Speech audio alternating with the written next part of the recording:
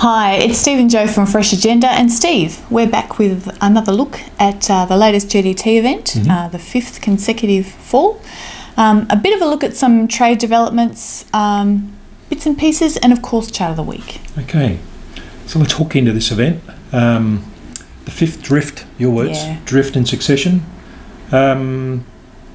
Just some headlines there. I mean, China came back. We've got some interesting things on butterfat to talk about. But yeah, the event overall, we lost 1.3%.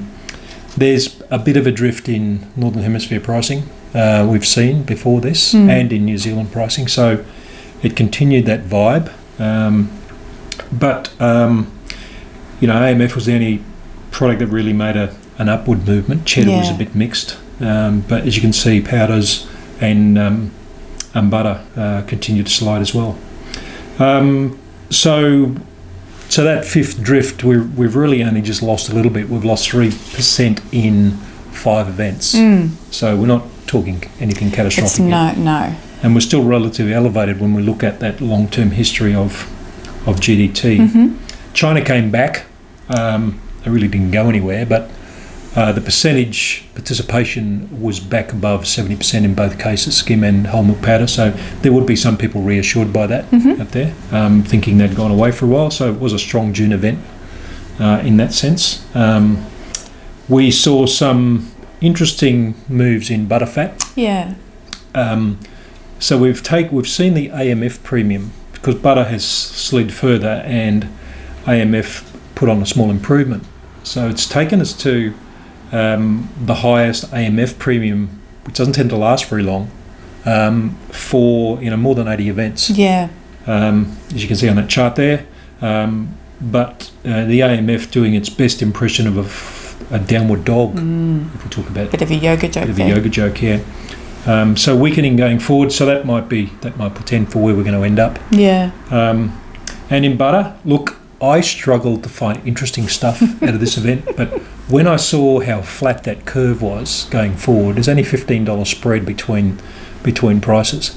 I went back and, not that I had a lot of time, but I looked at GDT history, and that is the flattest curve in 201 events in GDT that we've had. Wow, fun fact. I don't know what yoga position that corresponds to. That's a plank, I think you'd call that. Okay. Just putting in context, butter has come off a bit.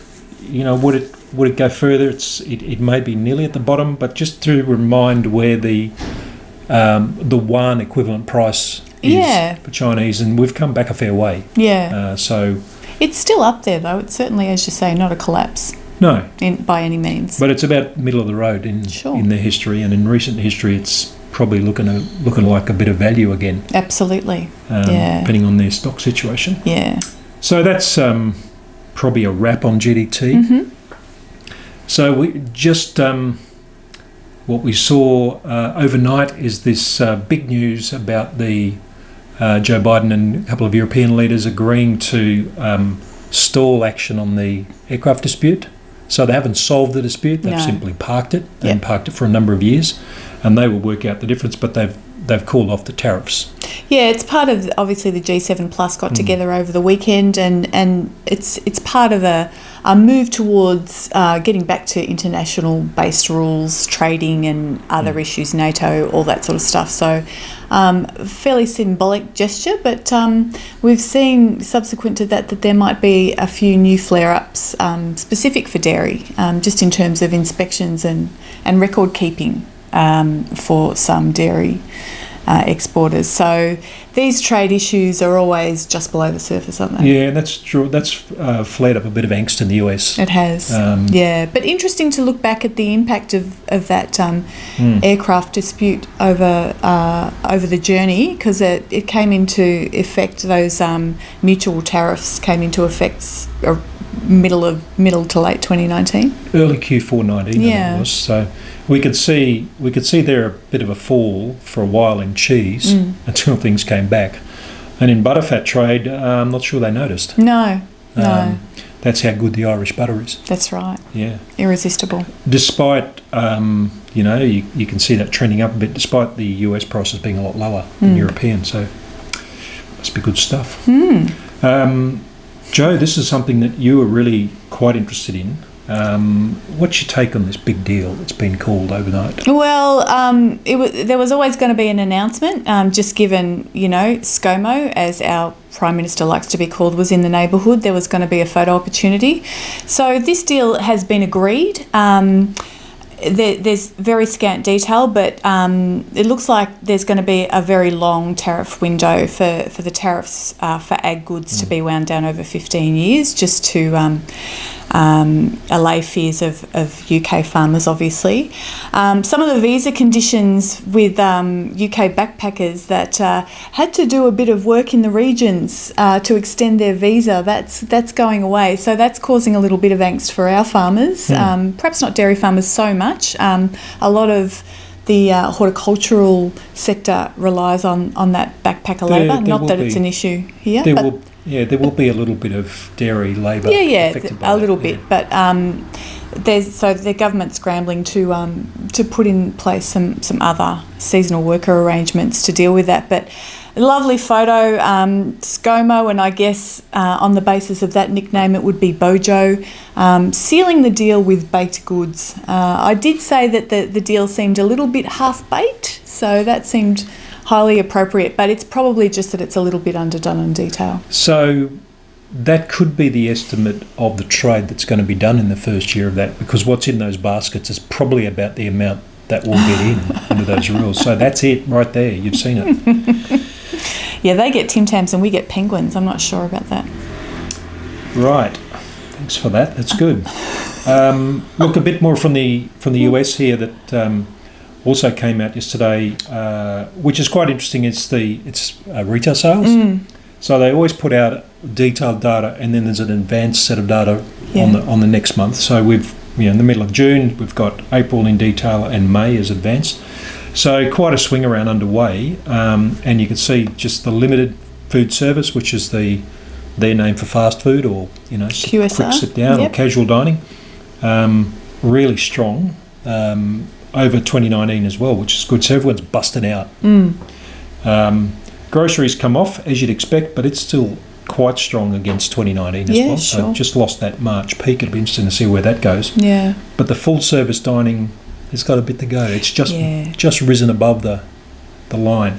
It still is a bit of a struggle, but it's good to see, and this is a vaccination effect, isn't it? We're seeing more and more states get to that 80%, 70% threshold and start really reopening with gusto, which is fantastic to see. And the outlook also looks pretty good in those advanced sales, Steve. Yeah, similar.